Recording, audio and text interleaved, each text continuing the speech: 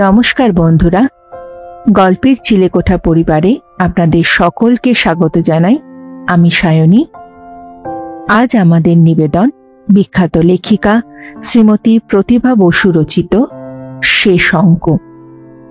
গল্পটি কেমন লাগলো কমেন্টে জানাবেন। যদি ভালো লাগে লাইক করবেন, আর চ্যানেলটিতে যদি নতুন হয়ে থাকেন সাবস্ক্রাইব করবেন। তবে চলুন আর দেরি করব না, শুরু করি আজকের গল্প, শ্রীমতী প্রতিভা বসু রচিত শেষ অঙ্ক।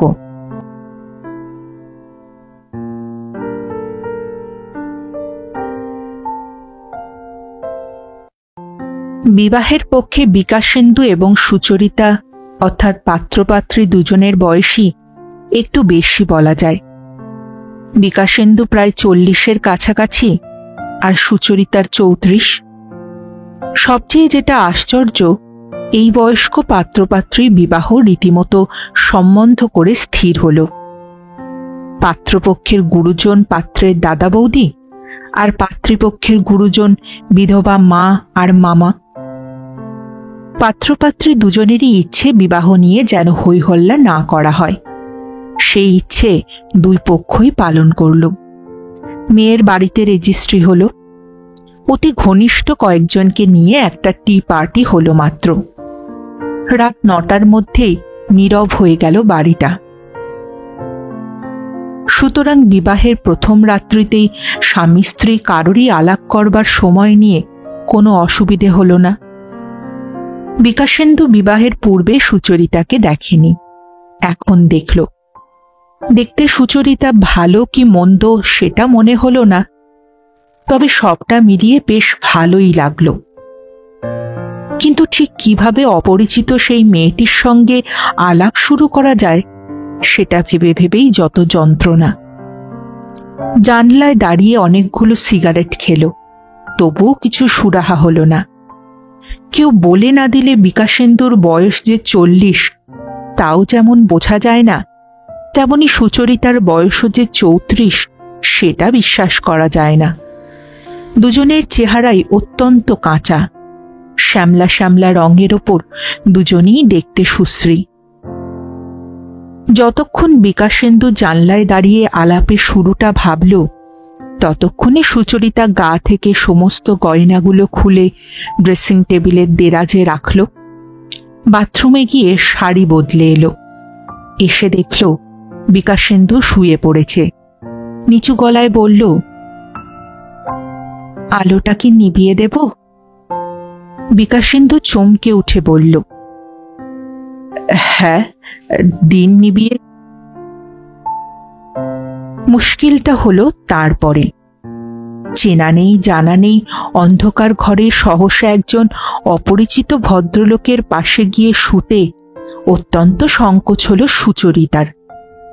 তার উপরে যে মানুষ এ পর্যন্ত একটাও কথা বলেনি তার সঙ্গে।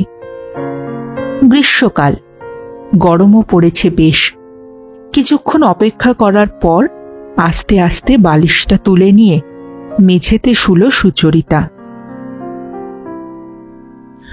ঘরটা অন্ধকার হতেই 40 বছর বয়সের বিকাশেন্দুর হৃদয়টা 40 বছরের ছোকরার মতোই কম্পিত হচ্ছিল।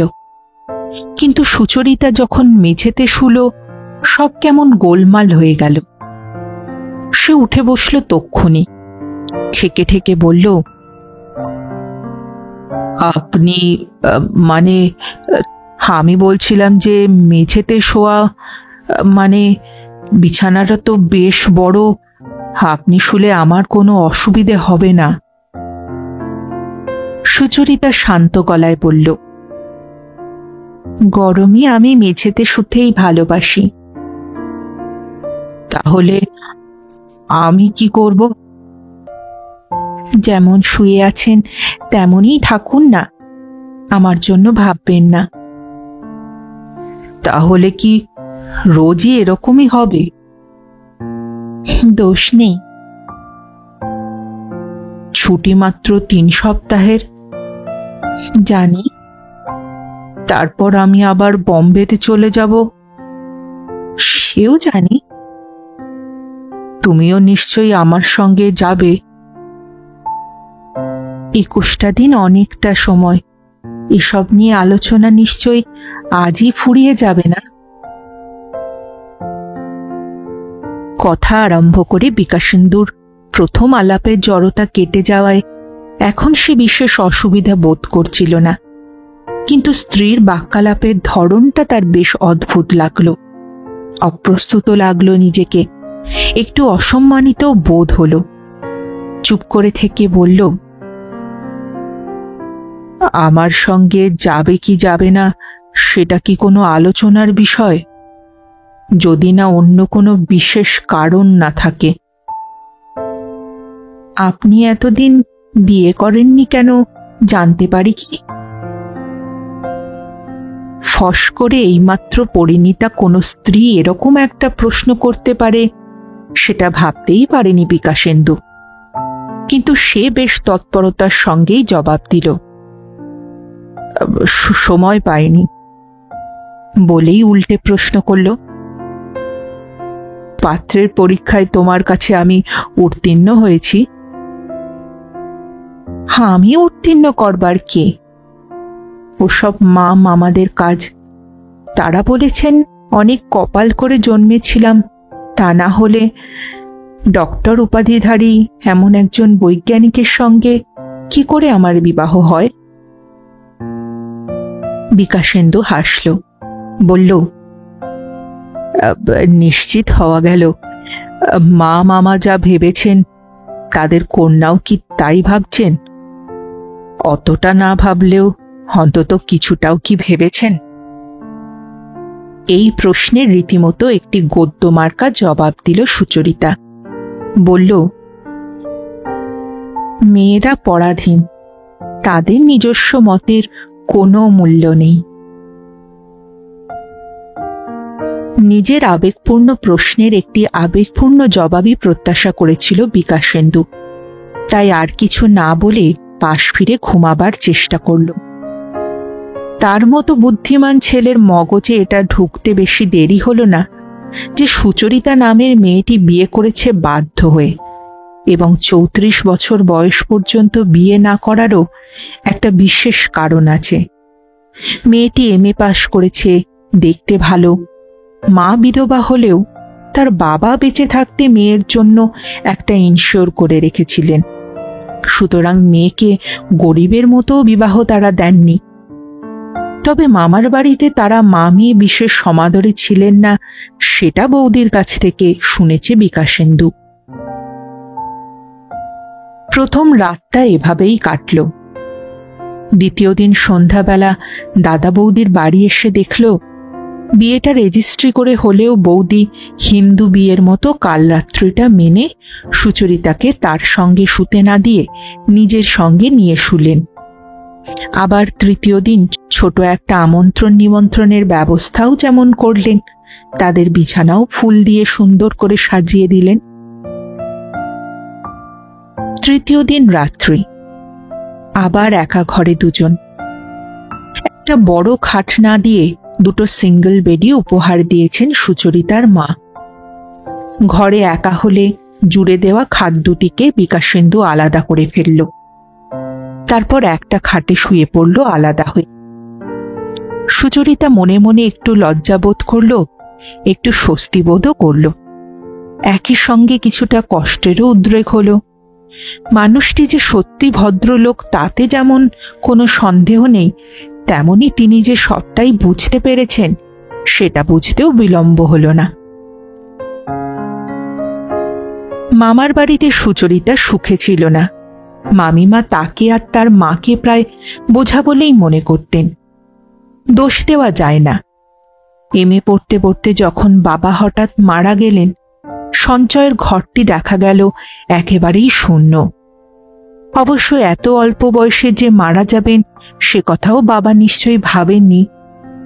ভালো বাড়িতে থেকে ভালো খেয়ে একটি মাত্র সন্তান সুচরিতাকে ভালোভাবে মানুষ করতেই তো তার সমস্ত আয় ব্যয় হয়ে যেত।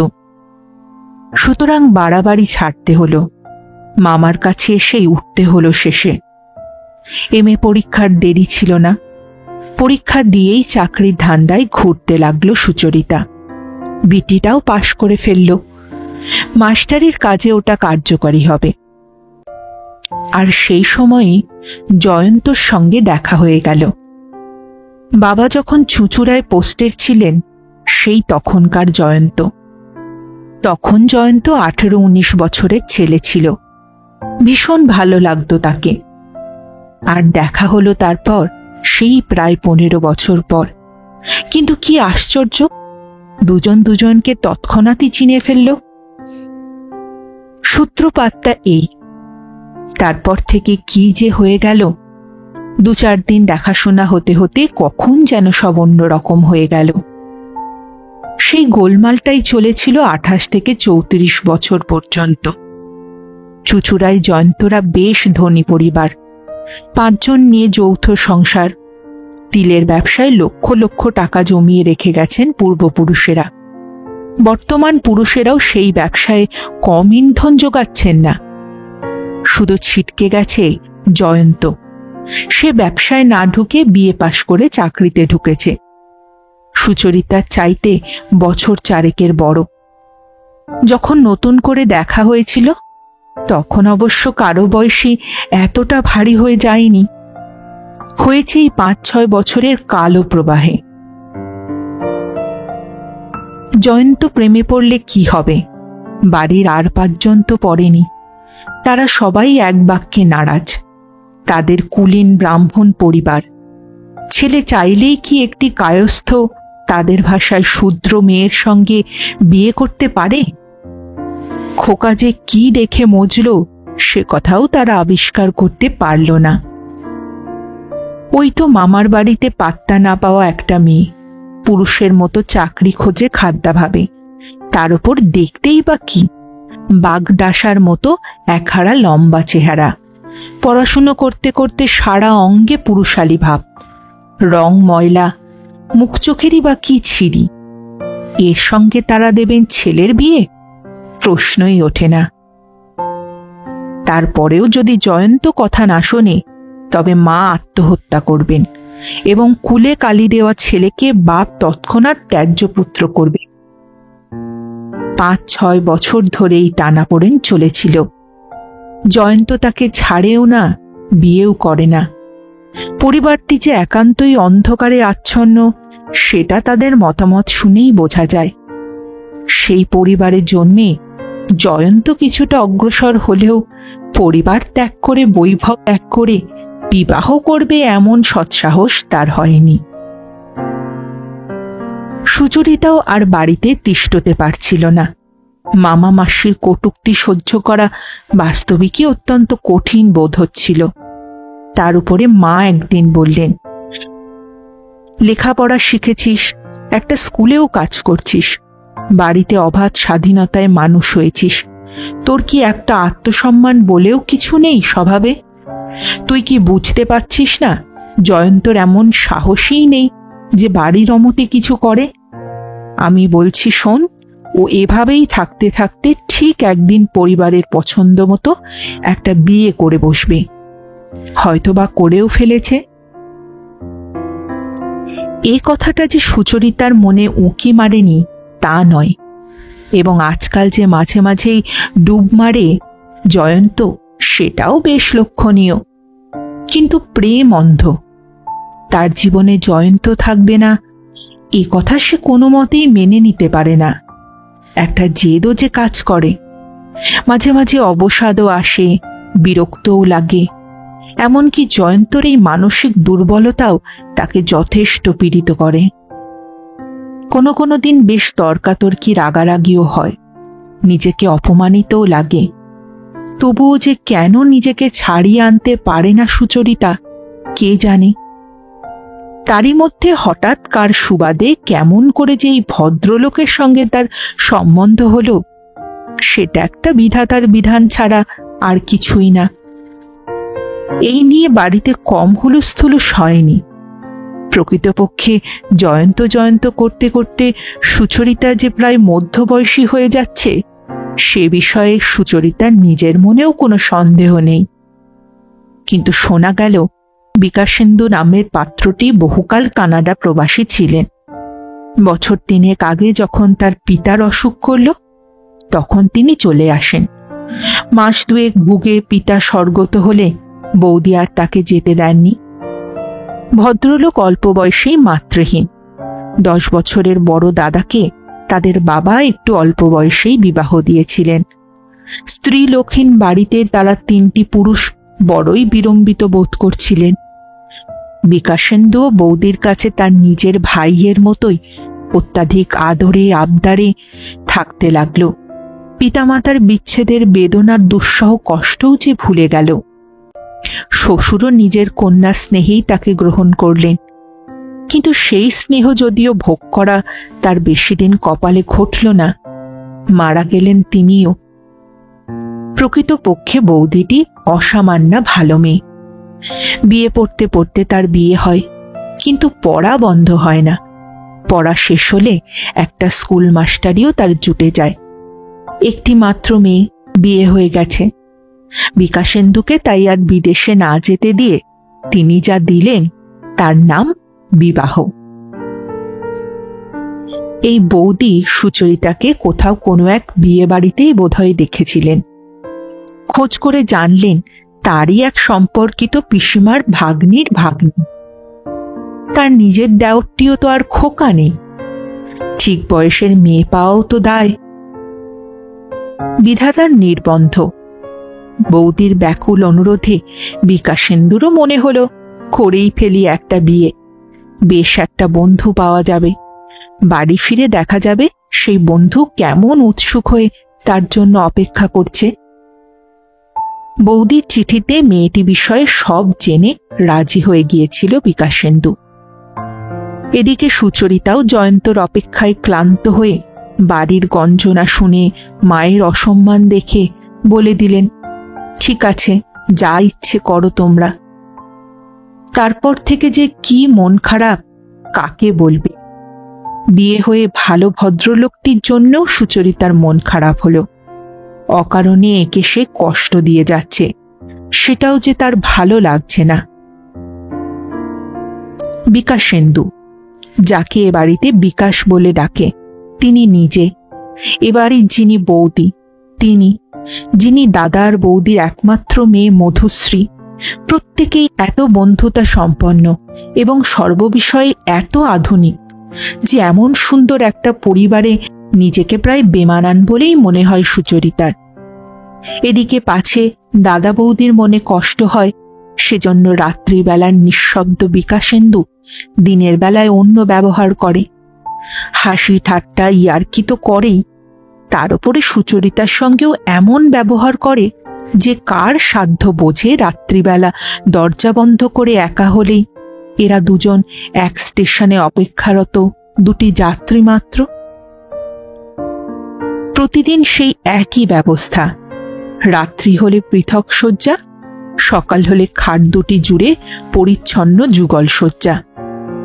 এরকম করতে করতে কোথা দিয়ে যে সময় কেটে গেল, বিকাশেন্দুর চলে যাবার দিন এসে গেল, বোঝাই গেল না। সেদিন বিকাশেন্দু রাত্রিবেলা শোবার খাটটা আলাদা করতে করতে বলল, আপনার কি খুব ঘুম পেয়েছে? আমি 2-1টা কথা বলতে চাই। বলুন। আমি আমার দাদা বৌদিকে বলবো এই মুহূর্তে আপনাকে নিয়ে যাবার আমার অসুবিধে আছে।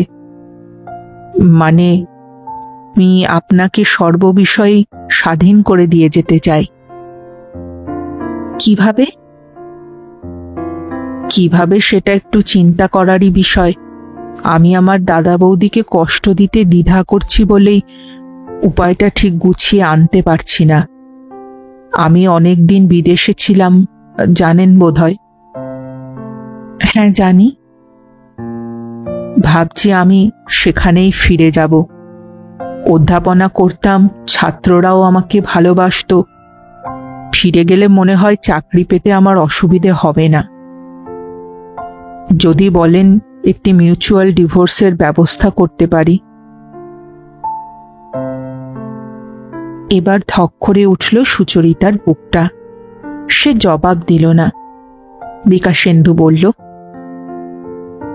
এটুকু অন্তত বোঝা যাচ্ছে আপনার উপর আপনার বাড়ির লোকেরা নেহাতি জুলুম করে আমার সঙ্গে আপনার বিয়েটা দিয়েছেন। সুচরিতা ঢোক গিলে বলল,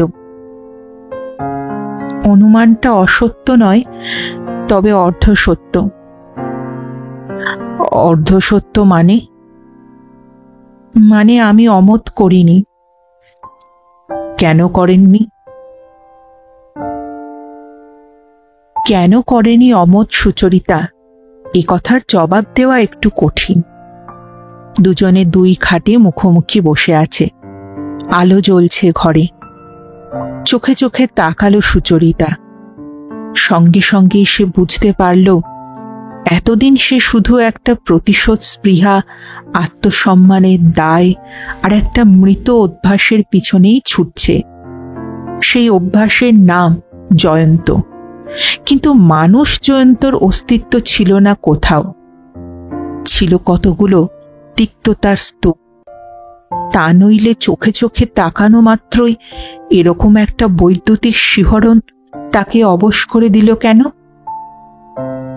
আরও আছে, যে মুহূর্ত থেকে সে অনুভব করল এই মানুষ সেই মানুষ নয় যে তাকে চায় না, কিন্তু এই মানুষ সেই মানুষ যে তার বিবাহিত স্ত্রীর উপরে কোনো অধিকারের দাবি আরোপ করতে চায় না। দিনের বেলা দাদা বৌদিকে দেখিয়ে দেখিয়ে অনেক রসিকতা করে, কিন্তু একা ঘরে রাত্রির নির্জনতায় মানুষটা একেবারে নিঃশব্দ।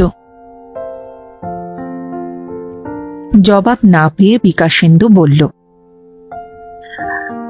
তাহলে শুয়ে পড়া যাক, কি বলেন? সুচরিতা বলল, টিকিট হয়ে গেছে?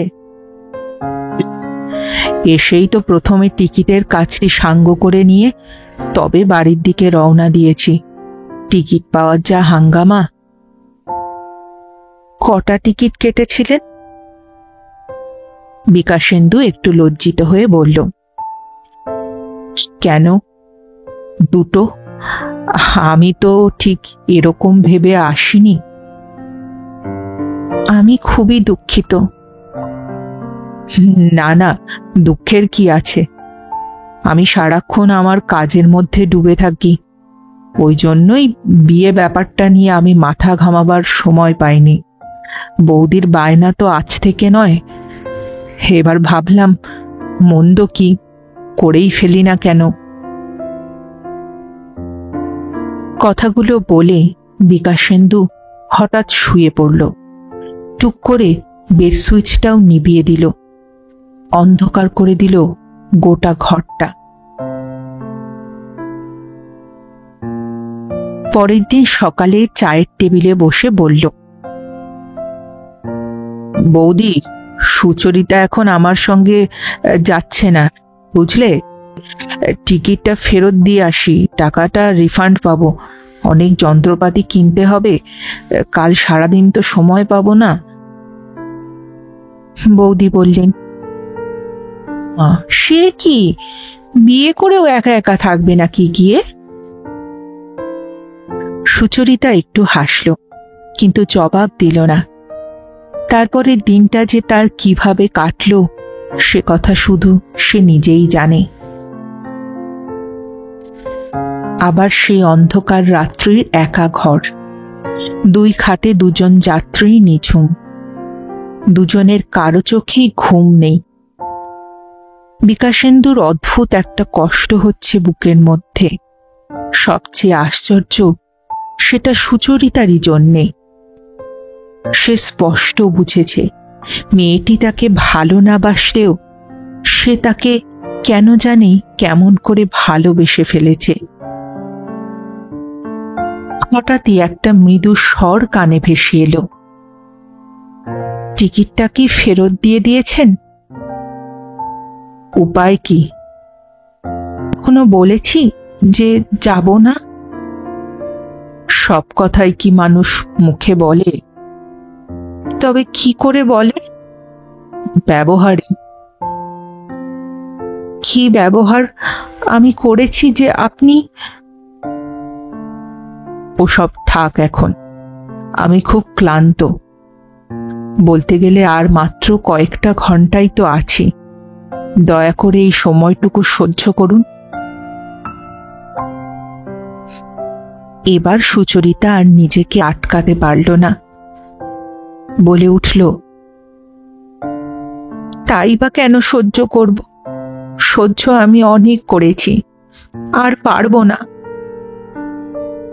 তাহলে কি আমি দরজা খুলে ঘরের বাইরে চলে যাব? সেটাই বা আমি হতে দেব কেন? তাহলে আমাকে কি করতে বলেন? যা স্বাভাবিক। আপনার কাছে যেটা স্বাভাবিক সেটা আমার পক্ষে যে শুধু অস্বাভাবিক তাই নয়, অত্যন্ত গ্লানিকর। নিজের স্ত্রীর ওপর কি কারো এতটুকু জোর থাকতে নেই? জোর করে কি কিছু পাওয়া যায়? আমি কি কারোকে খাট আলাদা করতে বলেছি? বলিনি তো। খাট আপনার মায়ের দেওয়া। তার মেয়ে রোজ মেঝেতে ঘুমোবেন, আর আমি তার অধিকৃত খাটে শুয়ে আরাম করব। ও, তাহলে আপনি এই বিবাহটা স্বীকার করছেন না? বিবাহের কি অর্থ যদি না তার মধ্যে কোনো... যাজ্ঞে, ওসব কথা বলে আর লাভ নেই। ভাগ্য নামক একটা পদার্থকে তো মেনে নিতেই হয়। তা তো বটেই, না হলে আমার ভাগ্যে আর আপনি আসবেন কেন? তবেই বুঝুন, যে আসবার সে কিন্তু এলো না। সত্যি আমি আপনার জন্য দুঃখিত। আর আমি সত্যি ভাগ্যবতী। তাই নাকি? বিকাশেন্দু হাসল। সুচরিতা আর পারল না। নিজের খাট ছেড়ে বিকাশেন্দুর খাটের পাশে দাঁড়ালো, বলল, আমি যার স্ত্রী তিনি নিশ্চয়ই হতভাগ্য, সে কথা আমি অস্বীকার করছি না। কিন্তু আমার যিনি স্বামী, তাকে পেয়ে আমি সব দুঃখ ভুলে গেছি, সব অপমান মুছে গেছে জীবন থেকে। তাই আমি ভাগ্যবতী। মেঝেতে হাঁটু ভেঙে বসে পড়ল সুচরিতা। বলল, আমাকে ছেড়ে যাবেন না, আমাকে ছেড়ে যাবেন না। আমি কেমন করে বোঝাবো? কেমন করে? হঠাৎ করে কেঁদে ফেলল সুচরিতা। বুকের কাছে খাটে মাথা রেখে বলল, কেন তুমি আমার সঙ্গে এমন করছো? কেন আমাকে প্রতি রাত্রে এমন করে যন্ত্রণা দিচ্ছ? কেন কেন? কান্নার বেগে সুচরিতার শরীরটা কেঁপে কেঁপে উঠতে লাগলো। কিছুক্ষণ দেখল বিকাশেন্দু, তারপর স্ত্রীকে এই প্রথম স্পর্শ করল। কাছে এসো, উঠে এসো বিছানায়। এবার সত্যি করে বলো তো, তুমি কি চাও? ধরে তুলে নিল তাকে। কান্নার ঢেউ তখনও সুচরিতাকে ভাসিয়ে রেখেছে। সে বলল, তোমাকে, শুধু শুধু তোমাকে। বিকাশেন্দু তাকে পাশে নিয়ে শুয়ে বলল, সত্যি? সুচরিতা বিকাশেন্দুকে দুহাতে জড়িয়ে ধরে বলল, এর চেয়ে বড় সত্যি আমার জীবনে আর কিচ্ছু নেই, আর কিছু ছিলও না।